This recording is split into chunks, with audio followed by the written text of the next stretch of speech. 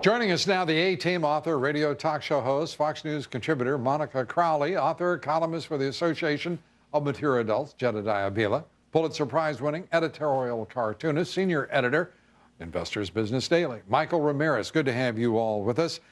Jedediah, today a 5 o'clock meeting following Speaker Boehner's news conference, but they wouldn't talk about what they discussed. What's your reaction? Are we going to have a fiscal cliff resolution? Boehner needs to keep this really simple and pass a bill in the House that represents what he stands for. I don't understand why he's negotiating so much with President Obama when President Obama is becoming less flexible on the issues, not more flexible on the issues. Back in July, they passed the bill. Right now, he needs to say, look, I'm not going to be negotiating with myself anymore. I'm not going to be negotiating with President Obama. This is what we stand for. We want to keep these tax rates on all of Americans the same. We don't want to raise taxes on anyone. Here's why. The problem is that he's whipping out all of these charts now, saying, now I want to talk about spending. You should have been talking about spending to begin with. This shouldn't be an argument about taxes. This should be an argument about spending. You agree, Michael?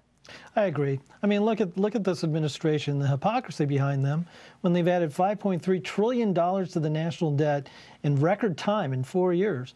And they come up with a plan that doesn't even include real dramatic cuts in spending, but rather increases in spending. And imagine if that $1.6 trillion in revenue was fed back into the private market and what kind of innovations and job creation that it would create. I mean, that's the bottom line. How do you get sustained economic growth and revenue from growth, not from tax revenue?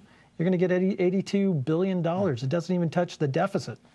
Monica, I think Boehner stepped up big time today. I think this is the clearest his message has been. I think with the visual aid that he had showing that the real problem is spending, which we've been saying incessantly from the beginning, I think he took I really think he sees the high ground in this negotiation. I hope he meant it today, Lou. I mean, when you look at the last 4 years, President Obama has generally talked a good game about wanting to work with Republicans, cross the aisle, deal with entitlements and so on.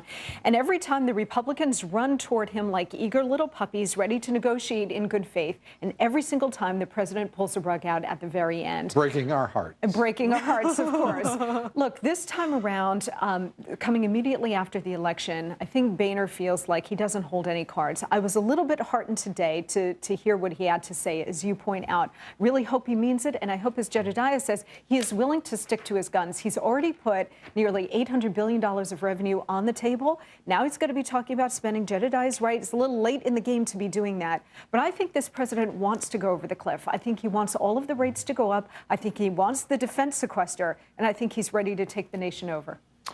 And to that, I would say this. Take a look at this cartoon.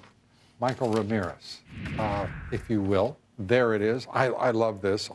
This car belonging, obviously, to a union member supporter.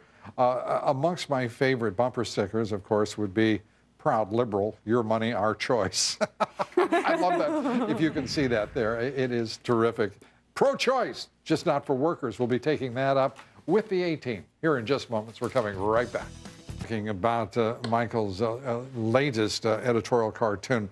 I love that, Michael. Pro-choice, but not for workers, as it follows the festivities in Lansing, Michigan, where a conservative comedian, Steve Crowder, was, well, they got physical with him. I don't want to say violence when it comes to union thuggery. I mean, I just cannot understand the behavior that isn't reported on the principal, if you will, broadcast networks. Only ABC even alluded to violence during that demonstration. Right, and we saw much worse in the other states as well. And you know, it's because the union basically operates not as a real democracy, but as a tyrannical dictatorship where they impose their philosophical. Well, we know a substantial proportion of the money that union members pay goes to their political causes, which are always liberal and progressive, and they don't have a good record to stand on. Michael, that's an overstatement. Only 93% of the money raised by the public employee unions goes to Democrats. Only 93%.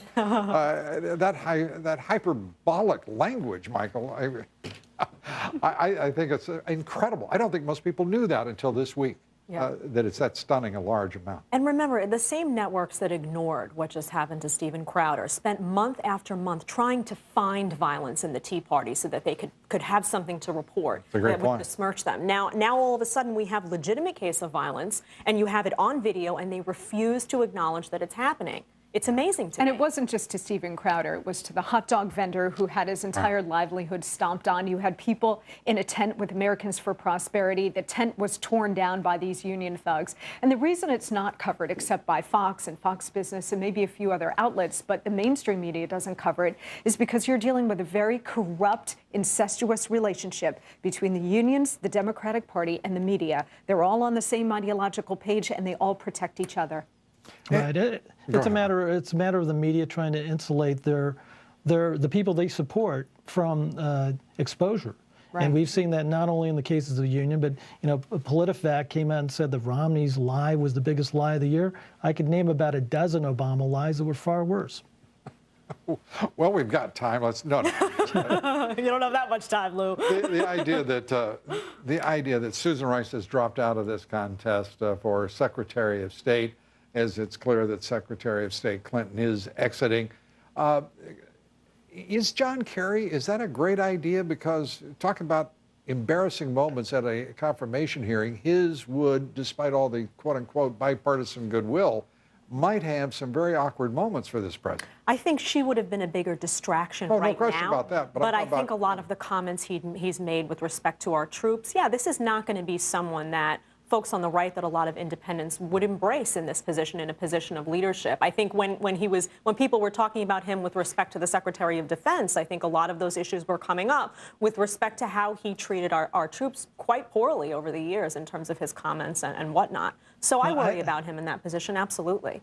Absolutely, and I could tell you, editorial cartoonists across the nation are all doing standing ovations in the wave at the prospect of John Kerry being the nominee. And the sad thing is that he's probably a better choice than Susan Rice, which isn't saying much for the selection process. And Monica, do you think that by the time his confirmation hearing begins, that we will see this transparent, open administration and its profound principled commitment to that transparency have revealed all there is to know about Benghazi?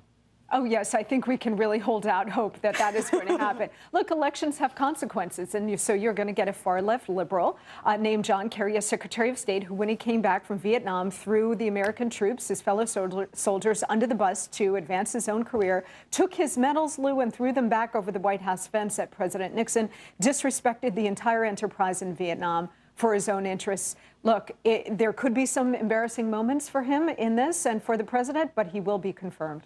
All right. Thank you both. You bet. Thank you, Jedediah. Thank you, Monica. And